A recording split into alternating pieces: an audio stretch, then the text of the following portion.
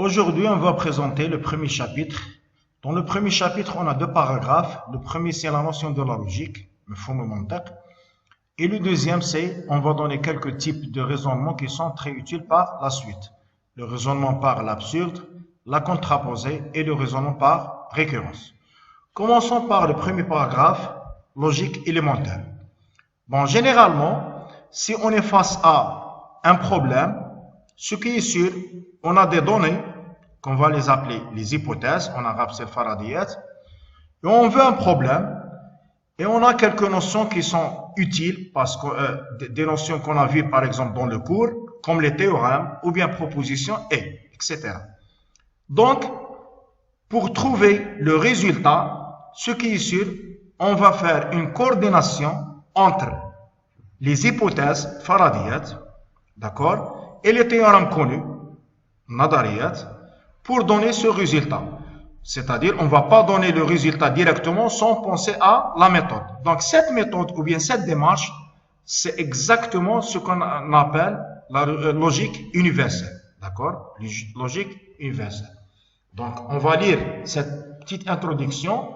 Vous savez par expérience, d'accord?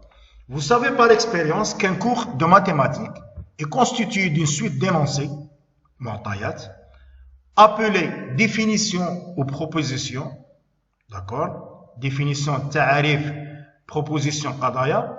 Les définitions sont posées a priori, ta'arif mu'tat, et les propositions doivent être démontrées à l'aide de définitions ou d'autres propositions déjà établies, c'est-à-dire on peut utiliser des questions qu'on a démontrées. Dans n'importe quel problème, on trouve des hypothèses faradiyat et des questions. Et pour répondre à ces questions, on utilise les hypothèses bien sûr, faradiyat, ou bien des théorèmes connus, nadariyat al-ma'rufa. C'est cette démarche qui consiste à passer avec logique dans les différentes étapes d'un raisonnement mathématique, d'accord?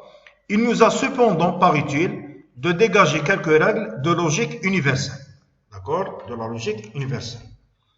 Donc, on va commencer par quelques définitions dans la logique. Commençons par la première définition. C'est quoi le mot proposition? C'est quoi le mot proposition? D'accord? Donc, proposition en arabe, c'est qadiyya. Donc, si par exemple, on va vous donner la définition. Donc, une proposition est une assertion ou bien un énoncé dont on peut affirmer sans ambiguïté ou bien sans doute, d'accord, si elle est vraie ou fausse. Je répète, une proposition est une assertion ou bien un énoncé dont on peut affirmer sans ambiguïté ou bien sans doute, bidon taraddud, si elle est vraie ou fausse. C'est-à-dire, je suis face à une phrase, ou bien assertion, ou bien énoncé, directement, je vous dis cette phrase, est-ce qu'elle est vraie ou bien fausse? Par exemple, si on va écrire 2 supérieur à 1, je comprends c'est quoi le 2, je comprends c'est quoi le signe qui est là, supérieur strictement, je comprends c'est quoi le 1, et je dis directement que c'est une proposition. Et en plus de ça, elle est vraie. Très bien. Par exemple, racine de 2 est un nombre rationnel. Racine de 2 est un nombre rationnel. Je comprends c'est quoi racine de 2. Nombre rationnel en arabe c'est adad natiq. D'accord? Donc directement, je comprends cette phrase ou bien cet énoncé et je dis que c'est une proposition fausse. Parce qu'on va démontrer dans le deuxième chapitre que racine de 2 est un nombre irrationnel. Ou adadun ghayr natiq. Mais si on va écrire A inclus dans B, c'est tout. C'est-à-dire, on va écrire que ça. A inclus dans B. C'est quoi l'ensemble A? C'est quoi l'ensemble B? C'est-à-dire, la phrase qui est là, on peut dire ni qu'elle est vraie, ni qu'elle est fausse. D'accord? C'est-à-dire, dans ce cas, telle qu'elle est, n'est pas une proposition. Pourquoi? Parce qu'on n'a pas les données sur les deux ensembles A et B. On n'a pas les données sur les deux ensembles A et B. Très bien.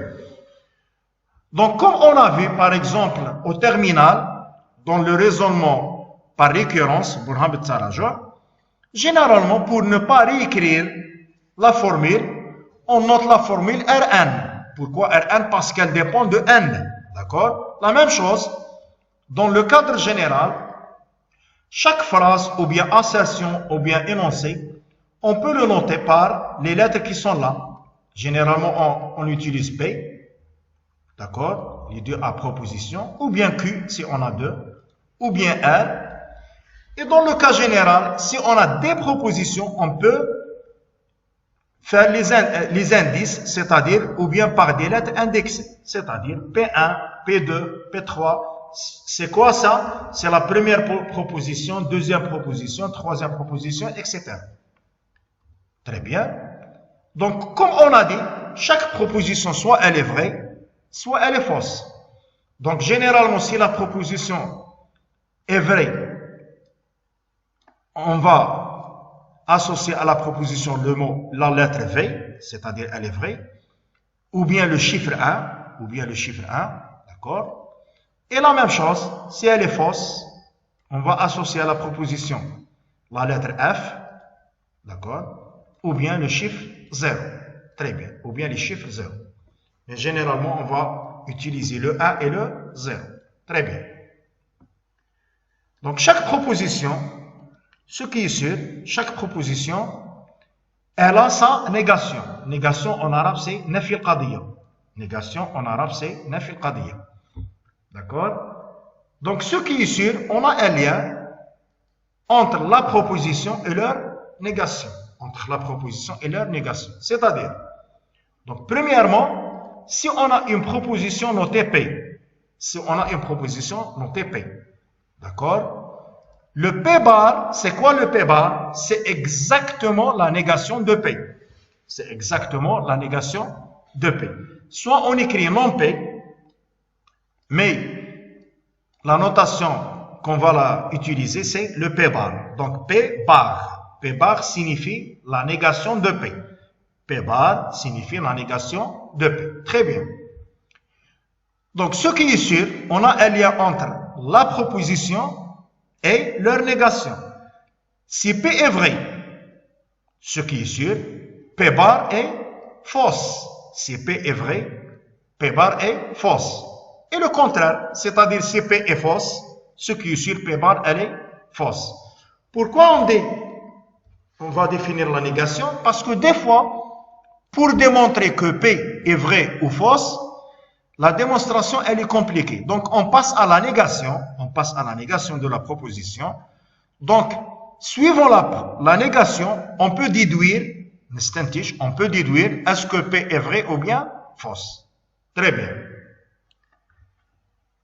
Une autre définition, c'est les connecteurs logiques. C'est quoi les connecteurs logiques? Très bien. Les connecteurs logiques, la traduction arabe, c'est al-rawabit al-mantiqiyya. Al-rawabit al-mantiqiyya. Très bien.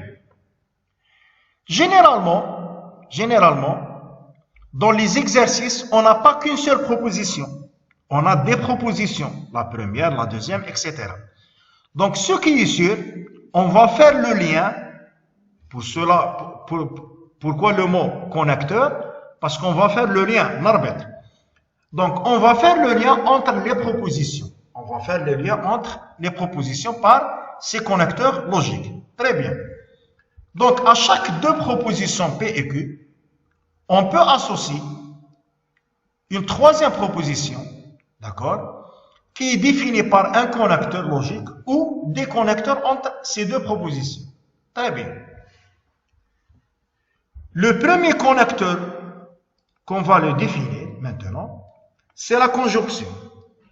La conjonction en arabe, c'est al-wasl. Donc, c'est quoi la conjonction? On appelle conjonction de deux propositions P et Q la proposition qu'on va la noter comme ça. D'accord?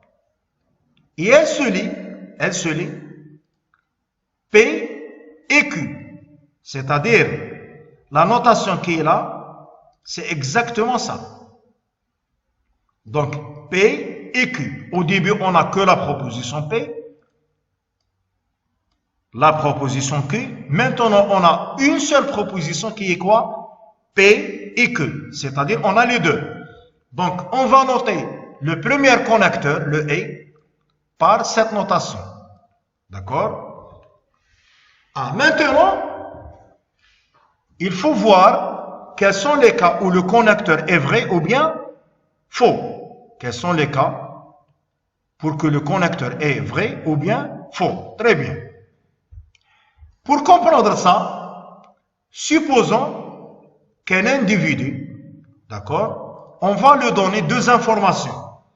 La première information et la deuxième information. La première information et la deuxième information. المعلومة الأولى والمعلومة الثانية. Très bien. Donc, pour que l'information générale, est vraie, parce qu'on a le et, on a les deux, pour que l'information générale est vraie, المعلومة الكلية تكون صحيحة. Il faut que la première est vraie et la deuxième est vraie. D'accord?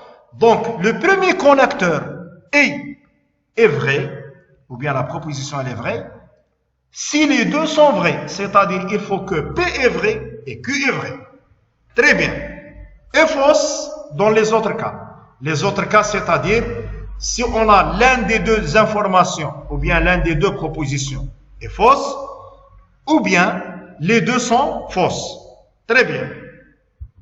Donc, comme remarque, deux propositions sont dites incompatibles si leur conjonction est fausse. D'accord? Si leur conjonction est fausse.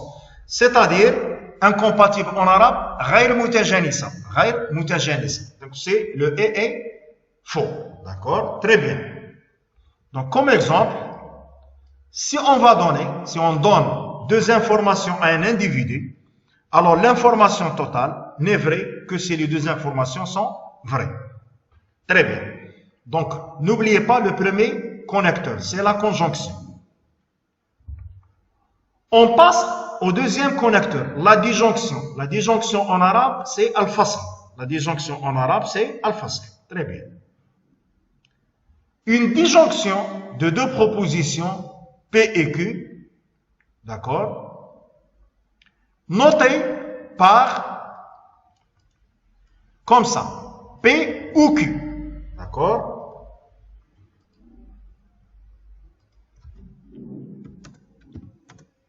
Elle se lit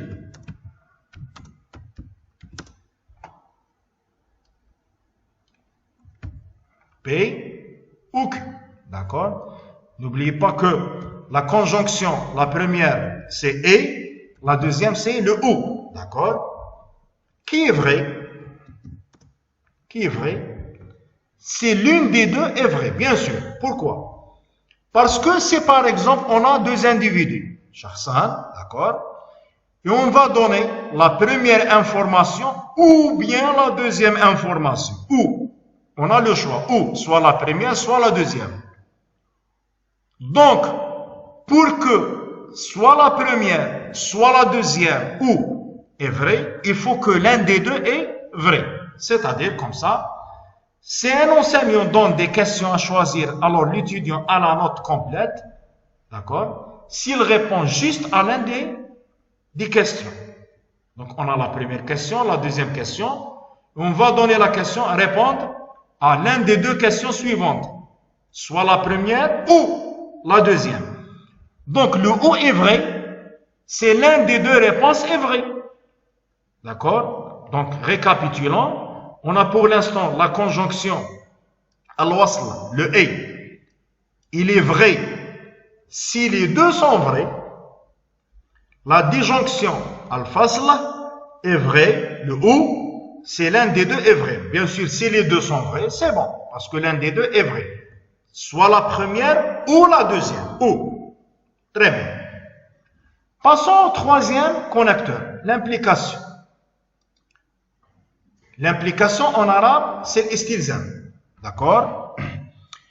Donc, par définition, l'implication de deux propositions P et Q et la proposition non P ou Q. Par définition, c'est non P, c'est-à-dire le P bar ou Q. Mais par notation, on va noter comme ça l'implication. Donc, c'est quoi la notation qui est là? Elle se lit implique. C'est-à-dire, ici, on va lire P implique Q.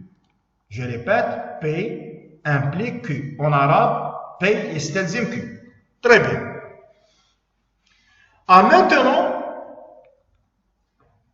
l'implication, exactement, on va la utiliser dans le cadre général des problèmes. C'est-à-dire, on a un problème où le P joue le rôle des hypothèses faradéiennes et le Q joue le rôle du problème. Le Q joue le rôle du problème. Très bien. Donc, maintenant, la question qui se pose, on a vu que le E est vrai si les deux sont vrais, le O est vrai si l'un des deux est vrai. Maintenant, j'ai l'implication, P implique. Quel est le cas, ou bien les cas, où l'implication est vraie? D'accord? Donc, on va vous donner la loi et on va la expliquer. Donc, l'implication est fausse dans un seul cas. L'implication est fausse dans un seul cas. Qui est le cas? Si on va commencer par quelque chose de vrai, on va arrêter à quelque chose de fausse. C'est-à-dire, si P est vrai et Q est fausse, dans ce cas, l'implication, elle est fausse. Les autres cas, non. C'est-à-dire, vrai implique vrai, vrai. Fausse implique vrai, vrai. Le faux implique le faux, c'est vrai. Mais si le P est vrai et le Q est fausse, donc dans ce cas, on dit que l'implication, elle est fausse. Très bien. Donc, comme remarque, on a dit ça. Dans ce cas, la proposition P joue le rôle des hypothèses. Le P, il a le faradiyat, et le Q joue le rôle de la conclusion ou bien le problème. D'accord? La conclusion ou le problème. Ou le problème. Très bien. D'accord? Donc, pour comprendre ça, c'est-à-dire le cas où elle est vraie et le cas où elle est fausse, on va vous donner un exemple pratique. Donc, supposons qu'on est dans un examen. D'accord? Donc, on est dans un examen. L'enseignant donne un exercice. Très bien. Constitué par des hypothèses faradiyat et des questions. On a les hypothèses et les questions. Faradiyat ou al-matloub. Bon, généralement, dans les examens, si on vous donne des hypothèses, est-ce que les hypothèses sont toujours vraies ou bien il existe des cas où les hypothèses sont fausses? Bon, jamais. C'est-à-dire toujours si par exemple on a des données dans les exercices, mu'tayat, il faut que les hypothèses soient vraies ou bien soient vraies. Très bien. Donc dans la nature, les hypothèses sont toujours vraies. D'accord? Et l'enseignant veut des réponses vraies pour que la note sera complète. Alors, l'étudiant aura la note complète dans 3 cas. Quels sont les cas? Le premier cas, c'est l'état normal, c'est-à-dire le P qui est l'hypothèse est vrai, ou bien les hypothèses sont vraies, et la réponse, ou bien les réponses sont vraies. D'accord? C'est-à-dire, on vous donne P vrai et vous trouvez la réponse vraie. C'est juste. C'est-à-dire, ici, l'étudiant a 20 sur 20. Très bien. Passons au deuxième cas. L'enseignant a fait une erreur. Ça se peut que l'enseignant a fait une erreur dans le sujet. C'est-à-dire, il a fait une erreur dans les hypothèses. Il n'a pas donné des hypothèses correctes. Et l'étudiant, d'accord, n'arrive pas à trouver la solution. Pourquoi? Parce que l'énoncé d'un exercice ou bien les énoncés sont faux. D'accord? Donc, la note ici, elle est complète. Pourquoi? Parce que le défaut, c'est pas grâce aux étudiants. Le défaut, c'est grâce à l'enseignant. Très bien. Donc, si on fait P est faux, fausse implique Q est fausse, pas de problème. Il a la note complète. Troisième cas, toujours, l'enseignant a fait une erreur dans les hypothèses mais l'étudiant a trouvé la solution. D'accord? Il a fait une erreur, malgré qu'elle a une erreur dans les hypothèses, mais l'étudiant a trouvé la solution. Pourquoi? Parce que, par exemple, l'étudiant a déjà vu cet exercice.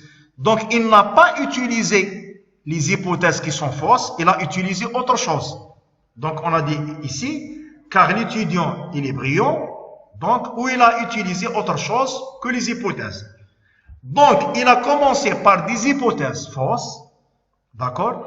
Et il est arrivé à un résultat juste. C'est-à-dire, même dans le troisième cas, il a la note complète. Donc, vrai, vrai, c'est juste.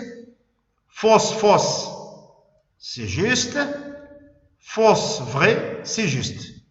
Mais le dernier cas, l'étudiant n'a pas eu la note. L'étudiant n'a pas eu la note. Pourquoi? Parce que malgré que les hypothèses sont vraies, mais leur réponse, elle est fausse. Leur réponse, elle est fausse. Donc, on a un seul cas, c'est-à-dire dans ce cas, où l'implication est fausse. On commence par quelque chose qui est vrai, d'accord? On termine par quelque chose qui est fausse. Très bien. Donc, un autre exemple, d'accord? On va écrire ici. Si par exemple, je vais écrire 1 inférieur ou égal à 2, implique 2 inférieur à 3. Est-ce que c'est juste cette phrase? Oui. Parce que si le 1 inférieur à 2, ce qui est sûr, 2 inférieur à 3. On a ajouté dans les deux le 1. D'accord? Autre chose.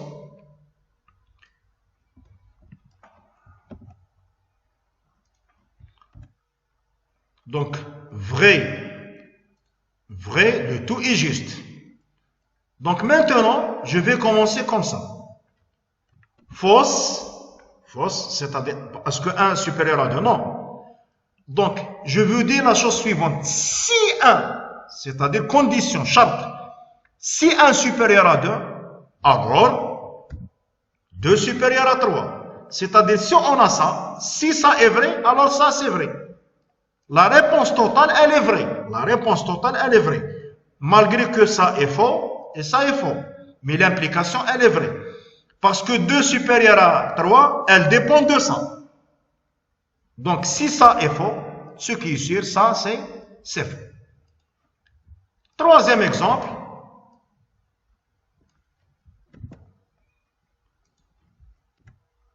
Je commence par quelque chose fausse, mais je vous dis que mes 2 inférieur à 3.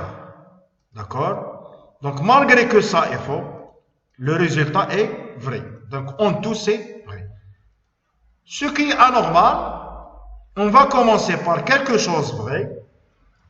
On va commencer par quelque chose vrai. Mais le vrai, jamais il donne quelque chose fausse. Donc, on a un seul cas. Donc, ça, c'est vrai. Ça, c'est vrai. Ça, c'est vrai. Mais le dernier cas, c'est faux. D'accord? Très bien. Donc, pour terminer l'implication, on utilise l'implication si on trouve dans la question l'expression suivante. Généralement, dans les exercices, on a la question de ce type. D'accord? Montrer que si on a P, alors on a Q. Alors on a Q. Donc, toujours le mot alors, en mathématiques, on va le remplacer par le symbole implique. D'accord? Donc, la phrase qui est là, c'est exactement ça. P implique Q. Donc, c'est-à-dire mathématiquement, on écrit P implique Q. Donc, le mot implique remplace le alors dans la question. Montrer que si on a P, alors on a Q. Très bien. Le dernier connecteur, l'équivalence en arabe, la traduction arabe, c'est at-takafu. Donc, ce qui est sur l'équivalence, deux propositions sont dites équivalentes, qu'on va l'en noter comme ça. Donc, équivalent. Celui P est équivalent à Q. P est équivalent à Q. D'accord? Donc, ce qui est sur l'équivalence, elle est vraie si les deux sont vrais ou bien les deux sont fausses. Parce que toujours le vrai équivalent au vrai et le faux équivalent au faux. D'accord? Très bien. Donc, et comme remarque, il faut toujours voir l'équivalence comme deux sens de l'implication. Donc, vous voyez que la notation qui est là, si on va enlever ça, on va trouver implique de la gauche vers la droite. Et si on va enlever ça, on va trouver implique de la droite vers la gauche. Donc, toujours, il faut voir l'équivalence comme deux sens de l'implication. Donc, c'est quoi P équivalent à Q? C'est exactement P implique Q, d'accord? Et Q implique P.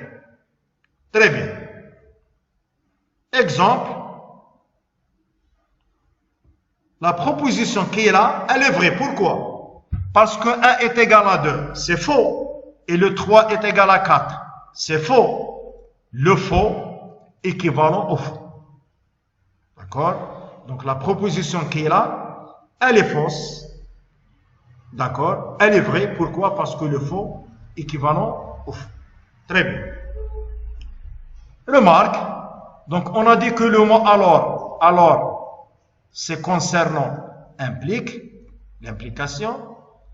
Et dans les exercices, si on a la question de ce type, on utilise l'équivalence si on trouve dans une question l'expression suivante. Montrer qu'on a P si et seulement si. Si et seulement si. D'accord? Donc, P, montrer qu'on a P si et seulement si. Ou bien on a l'écriture abrégée, SSI, si et seulement si. Donc ça, c'est exactement, c'est P équivalent à Q. P équivalent à Q. Très bien. Donc, alors, c'est implique, si et seulement si, c'est équivalent. Très bien. Donc, récapitulons. Le et est vrai si les deux sont vrais. Le ou est vrai si l'un des deux est vrai. L'implication, elle est fausse si on commence par le vrai et on termine par le faux. L'équivalence est vraie si les deux sont vrais ou bien les deux sont fausses. Très bien. Donc, passons à la négation des connecteurs. C'est-à-dire, on va voir c'est quoi la négation du et, c'est quoi la négation de ou, c'est quoi la négation de implique et c'est quoi la négation de l'équivalence. Très bien. Donc, si par exemple, quelqu'un me donne deux informations vraies, la première et la deuxième, et je vous dis que l'information totale est vraie. La négation de ça, c'est quoi? C'est soit la première n'est pas vraie, soit la deuxième n'est pas vraie. Pour cela, la négation de P et Q, c'est exactement la négation de P, soit la première n'est pas vraie, la négation, ou la deuxième n'est pas vraie, ou Q bar. Et comme le marque, on ne va pas écrire ici est égal. Jamais on a cette écriture. Toujours entre les propositions, ce qui remplace le est égal, c'est équivalent. Donc, la négation de P et Q, c'est exactement P bar ou Q bar. Très bien. On va expliquer ces résultats. La négation de P ou Q, c'est exactement P bar et Q bar. Très bien. La négation de P implique Q, c'est P et Q bar. La négation de l'équivalence, puisque l'équivalence, c'est le double sens de l'implication, c'est-à-dire P implique Q et Q implique P. On va utiliser les trois premiers. On va trouver ça. C'est P et Q bar ou Q et P bar. On écrit comme ça. Attention, c'est la remarque qu'on a dit. Ne pas écrire est égal au lieu de équivalent. Ne pas écrire est égal au lieu de équivalent. Bien sûr, la négation de la négation, c'est pas exactement la proposition. Elle est équivalente à la proposition. D'accord? Très bien. Donc, d'après 3 et 5, le P implique Q, équivalent à P implique Q bar bar, c'est-à-dire double négation. Et l'implication P implique Q, leur négation c'est P et Q bar. Donc on va utiliser ça. Donc on va trouver P bar ou Q, c'est-à-dire c'est une autre définition de P implique Q. Donc soit on écrit P implique Q, soit P bar ou Q. Donc, remarque, les deux premières propriétés qui sont là, s'appellent les lois de Morgan. D'accord? Morgan ou bien Morgan. Donc, on va expliquer les résultats. Donc, explication de ces résultats. Pour la première, pour la négation de la conjonction, la négation de deux informations vraies, les deux sont vraies, il ne faut pas que les deux sont fausses. Il suffit que l'un des deux est fausse. Soit la première, soit la deuxième. Très bien. La même chose dans la deuxième explication. La négation de la première est vraie ou la deuxième est vraie, c'est-à-dire ce qui est sûr, l'un des deux est vrai. La négation de ça, c'est quoi? Les deux sont fausses. Très bien. Pour l'implication, je vais vous donner un exemple qui va éclaircir ça. Si par exemple quelqu'un vous dit la chose suivante, d'accord? Si tu me donnes une clé, alors j'ouvre cette porte. Je répète la phrase. Si tu me donnes une clé, alors j'ouvre cette porte. Alors c'est implique. La négation de ça, c'est quoi? Est-ce que je ne vais pas leur donner la clé? Non. Parce que comme condition ou bien hypothèse, il faut qu'il va me donner la clé. D'accord? Alors la négation de ça, c'est quoi? Pour que je veux contredire et je vous donne une clé. Je vous donne une clé. D'accord? Et tu n'arrives pas à ouvrir la porte. D'accord? Donc, c'est-à-dire, donner une clé, j'ai laissé la phrase. Je vous donne la clé. D'accord?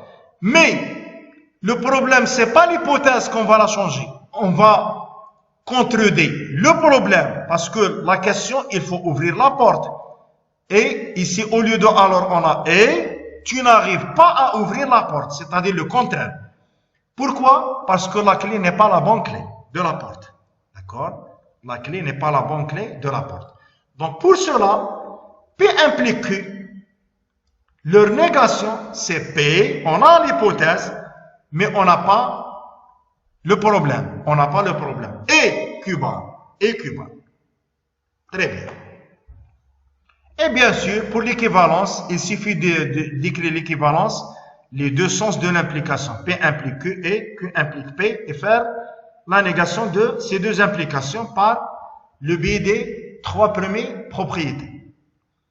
Donc, récapitulons qu'est-ce qu'on a fait. Donc, la table qui est là s'appelle la table de vérité. En arabe, jadwal al-haqiqa. D'accord? Donc, tous les formules sont là.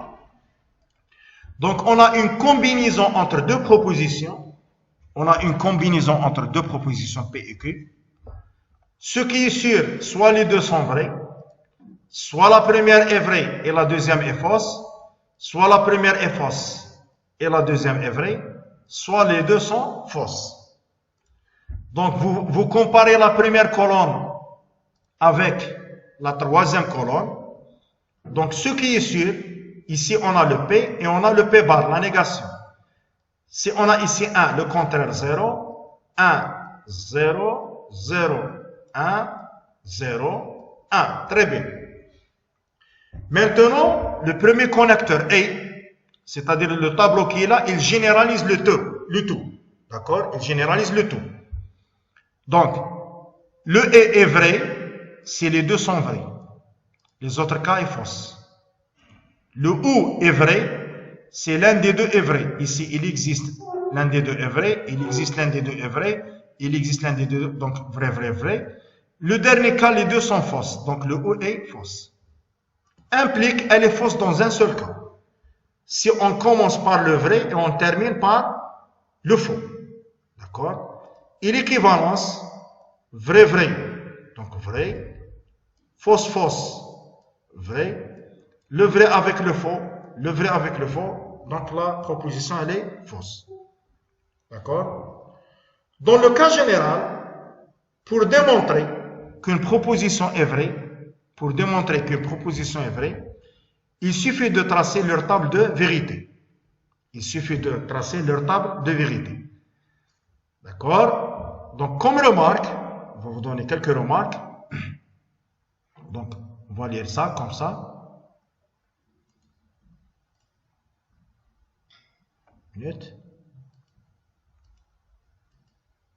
Donc, pour montrer qu'une proposition est vraie ou fausse, on utilise table de vérité. Très bien. Donc, si on utilise deux propositions, alors dans les combinaisons de vérité entre ces deux propositions, on a 4 lignes. Vous voyez que ici on a 4 lignes. D'accord? La première, la deuxième, la troisième, quatrième. Mais des fois, on a plus que 2 propositions. Ça se peut qu'on a 3 propositions, 4 propositions, etc. Mais si on a 3 propositions, on va trouver 8 lignes. D'accord? 8 lignes. Dans le cas général, le nombre des lignes est 2 à la puissance 1. 2 à la puissance 1. Où n est le nombre des propositions utilisées. C'est-à-dire 3 propositions de la puissance 3, 4 propositions de la puissance 4, etc., etc. On va voir ça dans les exemples. D'accord? Par contre, pour les colonnes, pour tracer un tableau, il faut remplir les lignes et les colonnes. Il faut poser toutes les sous-propositions qui construisent la proposition totale. Par exemple, ici, on a proposition. Voici la sous-proposition, voici l'autre, etc. Voici le Q bar, P bar et la proposition totale. D'accord? Donc, on va expliquer ça dans les exemples. Donc, pour dire est-ce que la proposition est vraie ou fausse, il suffit de voir la dernière colonne du tableau, c'est-à-dire la proposition totale. Si tous les résultats sont vrais, alors la proposition elle est vraie. Si l'un des résultats est faux, alors la proposition elle est fausse. On va vous donner quelques exemples.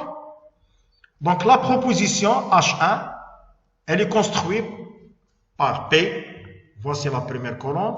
Le Q bar, P bar, c'est-à-dire on commence par les singletons, les propositions qui contiennent un seul élément. Ensuite, les propositions qui contiennent 2, P implique Q, Q bar implique P bar. Très bien. Est-ce qu'il existe une proposition entre parenthèses qui contient 3? Non. Qui contient 4? Oui, c'est H. Puisqu'on va utiliser que 2 lettres, ou bien 2 propositions, donc on a 4 lignes. 2 à la puissance 2, c'est 4. D'accord? Ici, c'est les combinaisons entre 2. 1, 1, 1, 0, 0, 1, 0, 0. D'accord? On va vous donner un exemple de 3. D'accord? Q bar, c'est le contraire de Q. P bar, c'est le contraire de P. Ici, c'est les lois. Le P implique Q est fausse, on commence par le 1 et on termine par le 0. Q bar implique P, c'est-à-dire de la gauche vers la droite. On va voir les 2 colonnes qui sont là. 0, 0, 1. Le 1 avec 0, 0. Le 0 avec le 1, 1. Et le 1 avec le 1, c'est 1. Ici, c'est l'équivalence entre les deux. 1 avec 1, 1. 0 avec 0, 1. 1, 1, 1, 1, 0. C'est-à-dire, la proposition H1, elle est vraie. H1, elle est vraie. Très bien. Deuxième exemple, on a une proposition P ou Q bar implique R équivalent à P et R bar. Combien de lettres on a ici? Ou bien, on a le P et le Q et le R. De la puissance 3, c'est-à-dire on a 8 lignes. 8 lignes. Donc, toujours, il faut commencer par... Une minute. On va commencer par remplir les 3 cases qui sont là. Vous voyez qu'on a 8 lignes. Comment on remplit ça? On prend la première colonne, la première. On va la diviser sur 2. C'est-à-dire, on a 4 au-dessus et 4 au-dessous. On va remplir les 4, 1, 1, 1, 1, 1, et les autres, 0, 0, 0. Très bien. On passe à la deuxième colonne. La première colonne, on a divisé par 2. Ensuite, on va diviser par 2. 2 sur 2, c'est-à-dire 4. D'accord? Au lieu de travailler 4 par 4, 4 par 4, on va travailler 2 par 2. 1, 1, 0, 0. 1, 1, 0, 0. D'accord? Et la troisième colonne, on va diviser ensuite, par la suite par 2, c'est-à-dire par 8. C'est-à-dire on va travailler 1 par 1. 1, 0. 1, 0. 1, 0, etc. C'est-à-dire, si par exemple j'ai 4 propositions, la première colonne, 8 par 8, c'est-à-dire 8, 1, 1, 1, 1, 1, et les 8, 0, 0, 0. Deuxième colonne, 4 par 4, 4, 1, 4, 0, 4, 1, 4, 0. Et la troisième colonne, 2 par 2, 2, 1, 2, 0, 2, 1, 2, 0, 2, 1, 2, etc. Et la dernière colonne, 1 par 1, 1, 0, 1, 0, 1, 0. C'est quoi ça? C'est-à-dire ici, on a toutes les combinaisons entre 3 propositions. Soit les 3 sont vrais, soit les 3 sont fausses, les 2 sont vrais, les 2 premiers sont vrais et la troisième, etc., etc. D'accord? Le reste, c'est des lois. Q bar, c'est le contraire de Q. P ou Q bar, c'est-à-dire on va prendre la première colonne avec la quatrième, avec le ou. Donc 1 avec 0, c'est 1, le A avec 0, c'est 1, A avec 1, le ou, c'est 1, A avec 1, 1, 0 avec 0, 0, 0 avec 0, 0, 0 avec 1, c'est 1, et le 0 avec 1, c'est 1. Et ainsi de suite. Ici, c'est la loi de E, ici, c'est la négation de cette colonne, le contraire, d'accord? Ici, c'est, on va faire l'implication entre la colonne qui est là, et la colonne qui est là.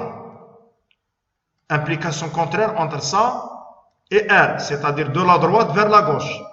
De la droite vers la gauche. 1, 1, 1, 1, 0, 0, 1, 1, 1, 1, 0, 0, 0, 1, 1, 0, 0, 1, 1, 1, 1, ou le 1, 0, c'est 0, parce qu'on a implique. Et le H2, c'est la dernière proposition qui est là, c'est-à-dire l'équivalence entre les deux qui sont là. Est-ce que 0 équivalent à 1? Est-ce que 0 équivalent à 1? Non. Est-ce que 1 équivalent à 0? Non. Est-ce que 0, 1? Non. Non. Est-ce que ça? Oui. Etc. etc. Donc, en tout, cette proposition, elle est fausse parce qu'on a trouvé des 0. H2, elle est fausse parce qu'on a trouvé des 0. Donc, ce qui donne que cette proposition, elle est fausse. Remarque, on va lire la remarque. Dans le remplissage du tableau, on commence par la première colonne, on la divise par 2.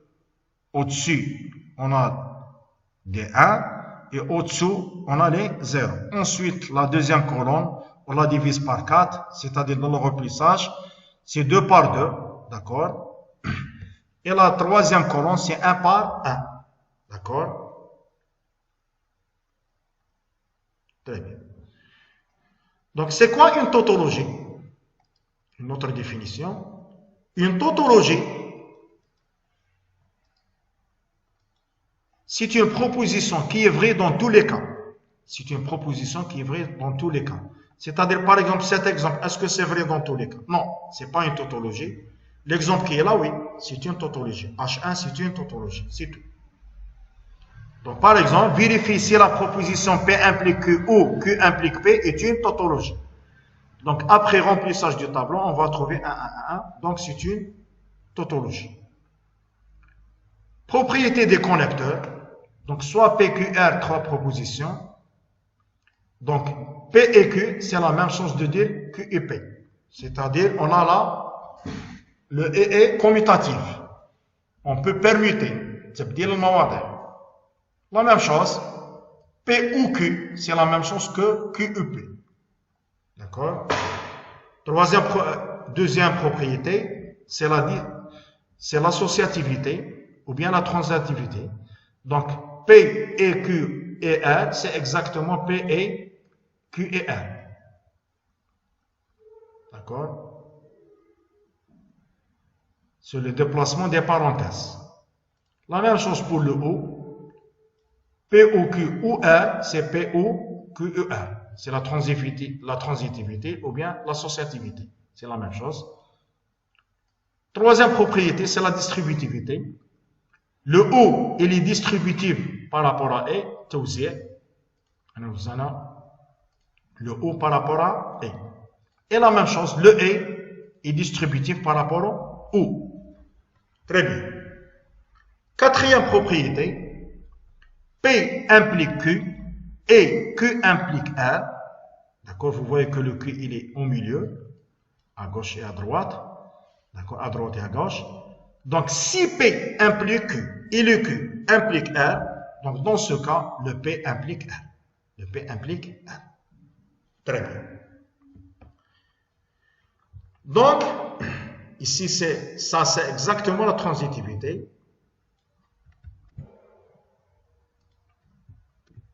Ici, on peut écrire l'associativité.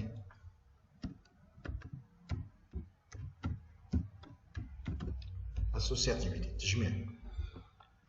Très bien. Donc,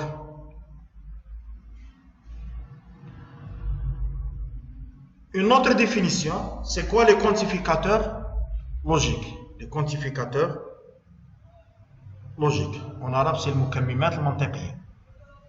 Donc, on a deux quantificateurs ici, soit E, soit un ensemble E et une propriété déterminée P. On peut se poser les deux questions suivantes. Existe-t-il des éléments de E qui possèdent cette propriété? C'est-à-dire, on a un ensemble E, est-ce qu'il existe un élément de E où on a cette propriété? Khassiya. Dans l'affirmative, c'est-à-dire si oui, est-ce que tous les éléments ont cette propriété? Donc, pour parler sur ces deux questions, on va définir deux quantificateurs. Donc, pour formuler les réponses à ces deux questions, on va introduire des symboles appelés quantificateurs. D'accord? Donc, mathématiquement, on a deux quantificateurs. Le premier s'appelle le quantificateur existentiel, al-mukammim al-wujudi. D'accord? Donc, il s'écrit comme ça. C'est quoi le symbole qui est là? Il signifie qu'il existe au moins un élément, au moins un élément ayant la propriété P. Il existe au moins, ça est, par exemple, l'écriture comme ça. On peut trouver un X qui vérifie cette équation qui est là. Il existe, ça se lit, il existe. Il existe X appartient à R, tel que X au carré plus X moins 2 est égal à 0. Ça se peut que la proposition qui est là, elle est vraie, ou ça se peut qu'elle est fausse. Pour voir ça, il suffit de calculer le discriminant, muhaddid. Delta ici c'est 9, c'est 1 moins 4 fois moins 2 c'est 9. Il est positif, donc on peut trouver un X, malgré qu'il existe 2. Donc signifie qu'il existe au moins un nombre réel, tel que l'égalité est vraie. Par exemple, moins 2, parce que si on va remplacer par moins 2, on va trouver 0. Moins 2 au carré, c'est 4. Moins 2, c'est 0. Très bien. En plus, si la propriété P de X est vérifiée pour un unique élément, si on n'a qu'un seul, ici, il existe deux éléments. D'accord? Si on a un seul élément, d'accord? Qu'est-ce qu'il faut écrire? C'est parce que les éléments, c'est le moins 2 et le 1. Il faut écrire à côté de le symbole il existe, d'accord, le point d'exclamation. Donc, c'est quoi ça? Il existe un unique. D'accord? Donc, entre parenthèses ici, il existe un unique. D'accord? يوجد عنصر وحيد. Par exemple, ici, le seul élément qui vérifie cette équation d'ordre 2, c'est le x est égal à 1. Parce que ça est égal à quoi? C'est x moins 1, très bien, au carré. Est-ce qu'il existe autre réel? Non. Donc ici, il existe un seul élément, d'accord, appartient à R, qui vérifie x au carré moins 2x plus 1 est égal à x moins 1 au carré est égal à 0 si le x est égal à 1. Très bien. Donc, on a il existe unique et le quantificateur universel. Le quantificateur universel. Qui s'écrit quel que soit. Qui s'écrit quel que soit. Quel que soit, en arabe, c'est mahma yakun. Donc, universel, c'est-à-dire, on va faire la propriété pour tous les éléments. Il signifie que tous les éléments de E vérifient P. Par exemple, l'écriture, ça. Quel que soit x appartient à R, x au carré plus 2x plus 1 est égal à x plus 1 au carré. Toujours ça est vrai. Toujours. Pour tous les x. C'est-à-dire la propriété qui est là, ou bien l'égalité, elle est vraie pour tous les x appartient à R. Donc, signifie que chaque nombre réel vérifie l'identité écrite. Très bien. Donc, on a, quel que soit pour tous les éléments, il existe pour au moins un élément, et il existe unique pour il existe pour un élément unique. Très bien. Donc, pour terminer, on va vous donner les propriétés sur le quantificateur. Donc, soit un ensemble, P une proposition, on a les propriétés suivantes.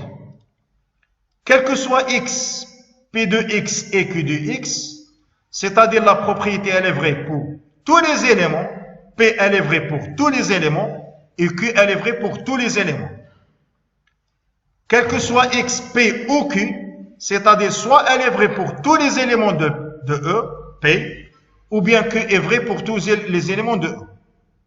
C'est-à-dire ici, on a distribué le quel que soit par rapport à la conjonction et la disjonction. Il existe la même chose, elle est distributive. Il existe x, p de x et q de x, c'est-à-dire il existe x pour p de x et il existe x pour q de x. Il existe au moins un élément. Ça se peut qu'on peut trouver 2, 3, mais pour nous, il suffit qu'un élément qui vérifie cette proposition. La même chose, il existe, il est distributif par rapport au O. Donc cela signifie qu'on peut distribuer Moussa, quel que soit sur A, et il existe sur O.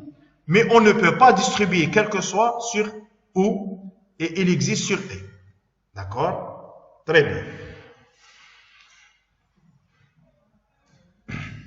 Parce que si par exemple on va dire qu'il existe un X pour P, ça se peut, ou, c'est-à-dire ça se peut que ça est faux. D'accord? Très bien. Donc maintenant, si la proposition P dépend de deux variables, X et Y, d'accord? Donc on peut écrire, au lieu d'écrire quel que soit X, quel que soit Y, P de X, d'accord? Donc on peut changer l'ordre, c'est-à-dire le quel que soit est commutatif, parce que les deux vérifient. Il existe, oui, la même chose.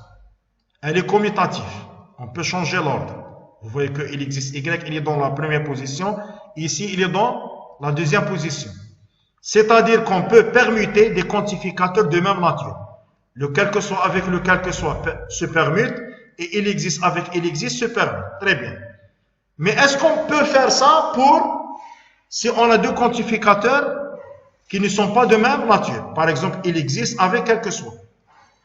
D'accord? Donc ici, il existe un élément pour tous les éléments. Donc si il existe, elle est au début, on peut permuter, c'est-à-dire, quel que soit Y, on peut trouver, parce que c'est le même. Le X, c'est pour tous les éléments. Il existe un élément pour tous les éléments. Le problème, c'est ici.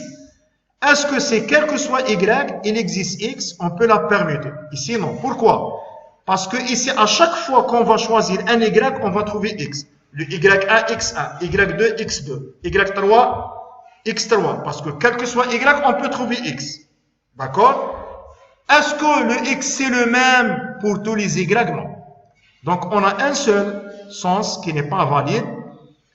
On ne peut pas dire que quel que soit Y avec il existe se permute. Quel que soit avec quel que soit, oui. Il existe avec il existe, oui.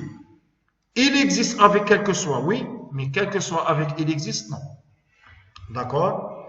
Donc car le X n'est pas, c'est l'explication de la propriété 8, car le X n'est pas le même pour tous les Y, ce qui est donc qu'on ne peut pas permutés des quantificateurs de nature différente dans tous les cas. Donc, exemple, soit le tableau des notes pour les deux étudiants Ali et Sarah, sachant que la proposition c'est quoi? P. L'étudiant a une moyenne supérieure ou égale à 10. Donc voici les notes de Ali, voici les notes de Sarah, d'accord?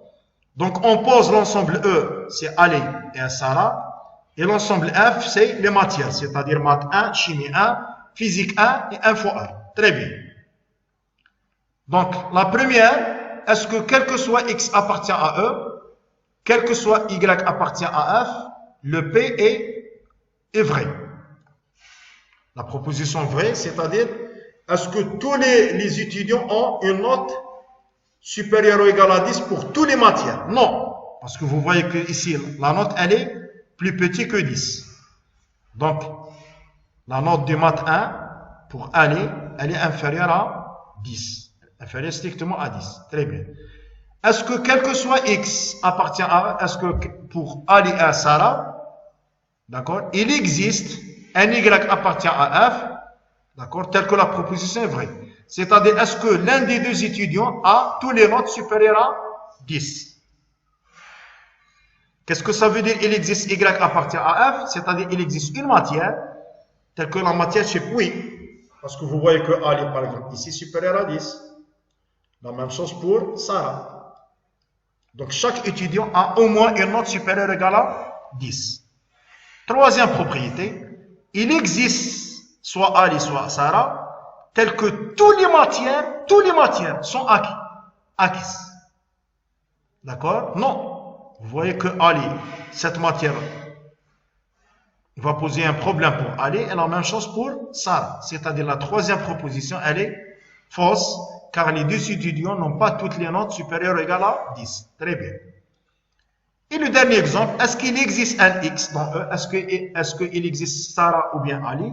Est-ce qu'il existe une matière telle que P est une proposition vraie? Oui. Au moins, les deux étudiants ont au moins une note supérieure ou égale à 10. Et pour terminer ce paragraphe, quelle est la négation de ces quantificateurs? On commence par quel que soit. Eh bien, quel que soit, la négation de quel que soit, c'est exactement il existe. Pourquoi? Parce que si la proposition est vraie pour tous les X, leur négation, il suffit que l'un des X, la proposition, elle est fausse. Donc, la négation de quel que soit X, P de X est vraie et il existe X tel que P de X est fausse, ou dire P de X est fausse. Soit on dit P de X bar ou bien P de X est fausse. Deuxièmement, la négation de il existe X tel que P de X est vrai. C'est-à-dire, il suffit que l'un des X, la proposition, elle est vraie. Leur négation, tous les X, P de X est fausse, c'est-à-dire P de X bar. Et pour terminer, la négation de il existe un unique X qui vérifie la propriété. Il existe un unique X qui vérifie la propriété, c'est-à-dire la proposition elle est vraie. Leur négation, c'est soit, quel que soit X, la proposition elle est fausse, ou bien on peut trouver deux éléments, c'est-à-dire la négation de l'unicité. On peut trouver deux éléments tels que les deux propositions sont vraies, c'est-à-dire P de X1 et P de X2 sont vrais avec X1 différent de X2. Et c'est terminé. Merci pour votre attention.